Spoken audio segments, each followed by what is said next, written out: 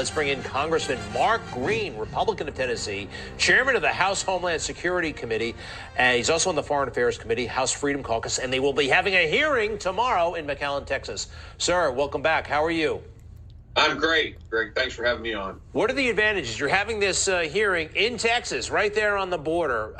It's dramatic. What are there other advantages to having it down there? I hear the Democrats are not coming. Yeah, the Democrats decided to be AWOL on this, which is a relevant term for me as a prior military guy. I mean, they're just not showing up to their place of duty. We brought the hearing down here so that people in the local community can know we're committed. I mean, even on the flight in here, a Latino woman said, "This is disastrous. It's destroying our community. You got to do something. Good luck.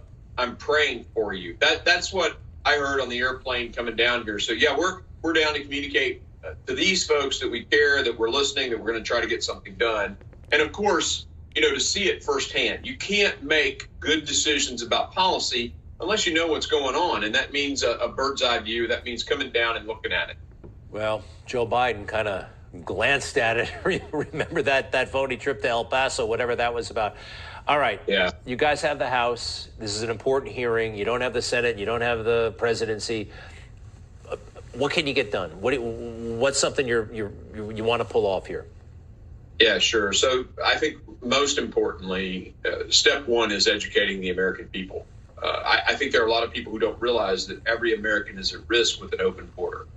And we've been communicating that. We had a hearing last week where a fentanyl mom, talked about losing 2 children to unintentional. I mean, they took something they thought was recreational, and it had fentanyl, and they all died. In fact, everybody in the room that night died.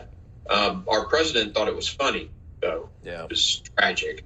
But so that the message there was every American is at risk. Today or tomorrow, the message is going to be, this is all Mayorkas's fault.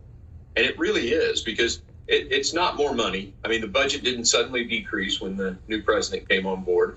The number of Border Patrol agents didn't suddenly decrease. What happened was 89 effective policies went away. Policies from 2 different administrations. You can add 12 years of Obama and Trump, and it doesn't even equal the 2 years of Joe Biden. 4.7 million encounters, 1.3 million gotaways. We don't even know who these people are. Terrorist watch list numbers massively increasing. So fentanyl, all the stats that America needs to know. That's the point of tomorrow. And we're here on the board. It's Mayorkas's fault, but is he following orders? I mean, you've heard the theories. The globalists, they want the cheap labor,